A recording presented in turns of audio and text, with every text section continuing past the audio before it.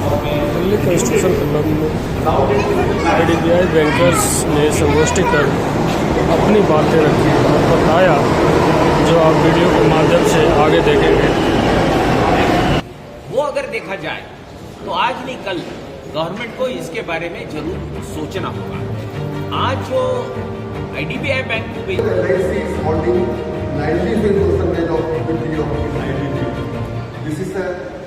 something which gives us hope. Even now, there is a lot of hope. और आपके finance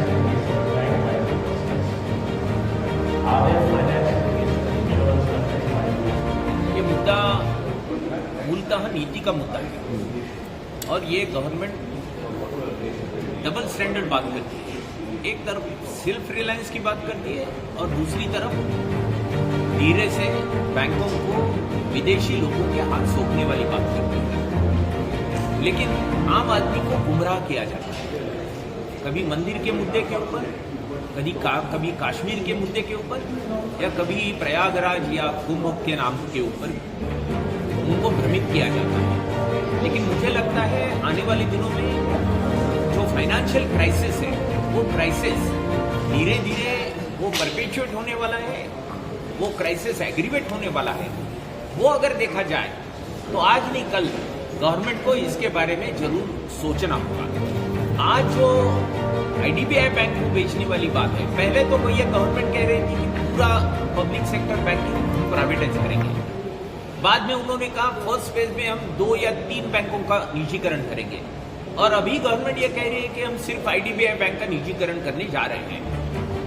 Deepam जो department of disinvestment है, उसके द्वारा ये कार्रवाई गवर्नमेंट ने शुरू की है। अभी गवर्नमेंट को ये प्रेस्टीज लगता है कि हमने अगर ये प्रोसेस विड्रॉ किया तो कहीं ना कहीं हमारी हार कहलाई जाएगी।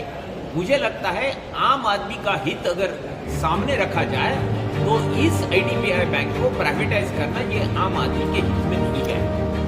लगातार ये बात होती रही है कि NPA की बात बहुत होती थी, IDBI के बारे में भी कहा जाता है। तो क्या ये फैक्टर है, इस वजह से डिसइन्वेस्टमेंट हो रहा है, या कुछ और है, या अपने दोस्तों को फायदा पहुंचाने के लिए? ऐसा कहा जाता है कि अपने कुछ लोगों को फायदा पहुंचाने के लिए किया जा रहा है।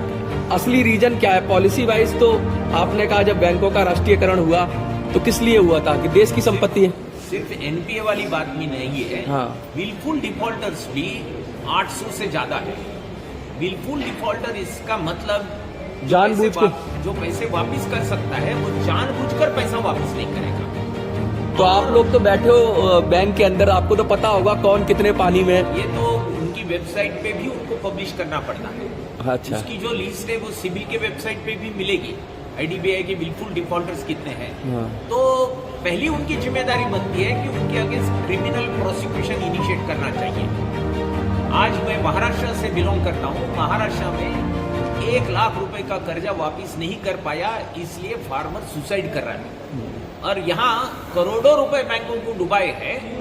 वो लोग विलफुल डिफॉल्टर के तौर पे क्लासिफाई किए जाते हैं, लेकिन उनके ऊपर कोई कार्रवाई नहीं। कौन है ये लोग? क्या इनका पॉलिटिकल इन्फ्लुएंस है, या बहुत कोई ऐसी जगह से ऐसे पदों पर हैं, या फिर ऐसे इंडस्ट्रियलिस्ट है जिनके ऊपर किसी का हाथ है? किसका हाथ है, कुछ कहना चाहेंगे? ये गवर्नमेंट या पॉलिटिकल पार्टीज जो है वो, और ये जो कारपोरेट बोरोअर्स है उनकी साठगांठ की बात है।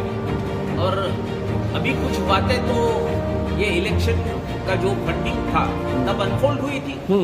इनमें से ही कुछ कारपोरेट थे जिन्होंने इलेक्शन फंड के तौर पे इस गवर्नमेंट को चंदा दिया था। और we renewed it, allowed it to decline, we could not take off. All the new and emerging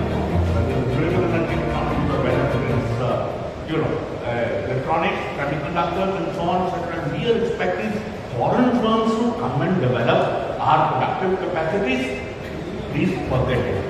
And finance sector, IDBI being antidote to the table, but actually regenerate productive capacity, forget it.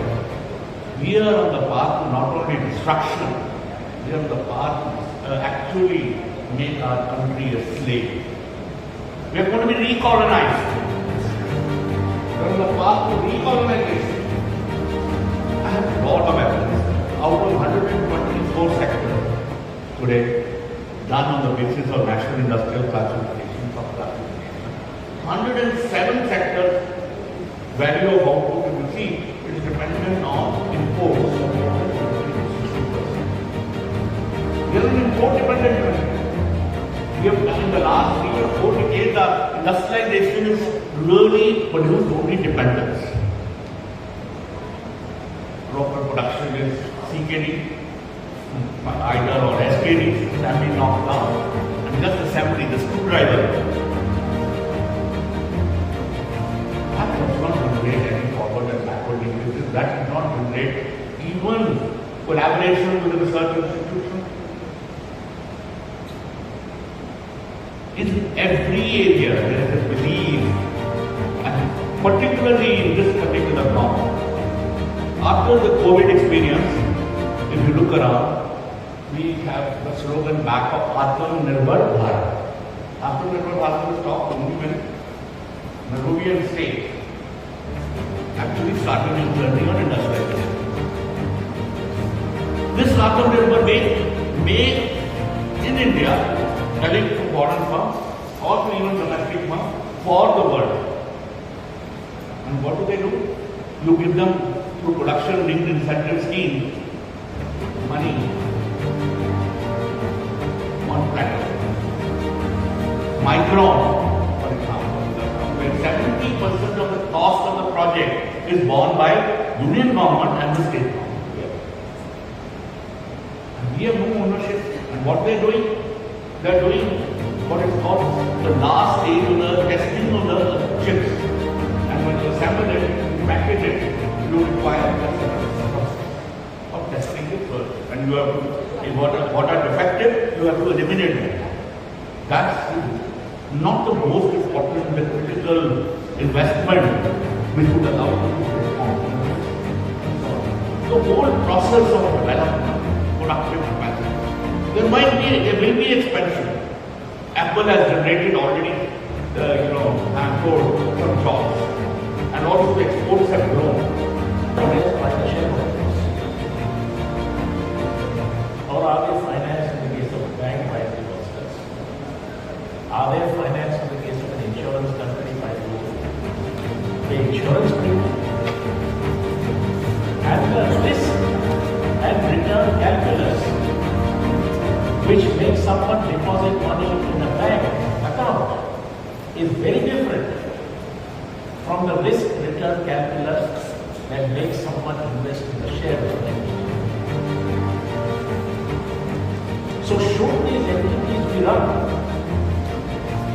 in the interest of shareholders, or should these entities be run in the interest of those with whose money, with those resources to actually acquire assets? And that's the real issue. That as long as these institutions are in the public sector, the privacy of the interest of private speculative profit making is controlled. As soon as they are privatized, you are in effect putting the public's money in private hands. It is not a privatization. It's not that they are providing the money. And they are taking the risks with their money. Where that kind of risk taking is involved, they don't want to invest. They don't want to put their money in productive enterprises. They want to acquire control over the public's resources so that they are able to then dictate terms even more than they currently are in deciding what are the priorities of government, what are the priorities of economic policy, which direction the economy should go in. In the case of IDBI, in the IDBI Bank, since I used to teach money and finance for several years, I still find it hard to call it IDBI Bank. Because I was so used to talking about it as IDBI. So in the case of the IDBI Bank, this perverse character is even greater. Because IDBI Bank is a different from all other public sector banks. In the sense that it never was a private sector bank that was nationalized. It was created in the public sector as a development bank, as you mentioned, as a development financial institution. And the peculiar thing is this, that it was created as a development bank with the idea of filling an important gap in the Indian financial system, it along with other industrial development banks. They were all created with the idea of filling a very important gap in the Indian financial system that was inherited from the colonial period. And that gap was, if you are seeking to industrialize, industrialization is a process that requires long-term financing. You invest. LIC is holding 95% of equity of IDBI. This is something which gives us hope. Even now, there is a lot of hope. 95% of equity by the government and LIC. So can we make use of this and can we convince the government? So how to convince the government?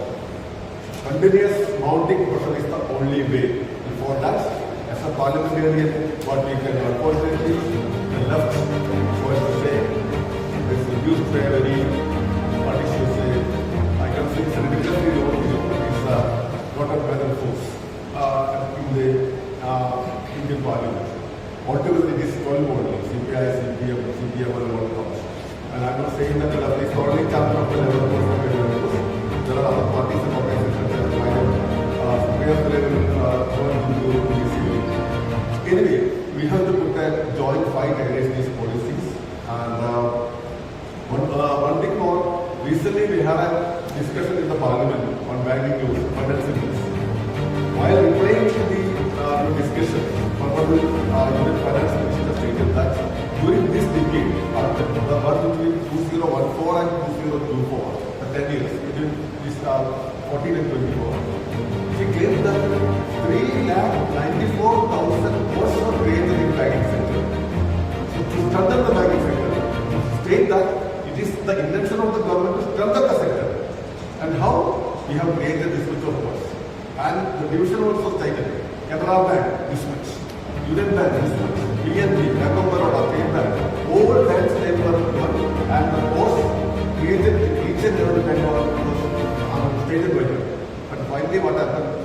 We cross-checked this figure with our bank employees leaders. But surprisingly, this number was actually ridiculously, she was saying June worker. It was false, not true to the facts. And how this 3,94,000 number came, counting that bank boundaries, or I don't know the exact term. For example, suppose somebody is supposed to fill up a form and request to join this investment scheme or something like that. Banks are doing different kinds of business. Banks are not only that they are doing a lot of other jobs also.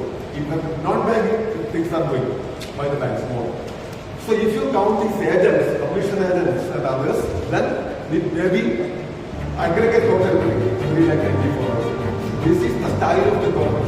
You may see, we were demanding, asking the number of posts created by the government, means permanent posts, the job of a bank staff, medical staff, officers of course.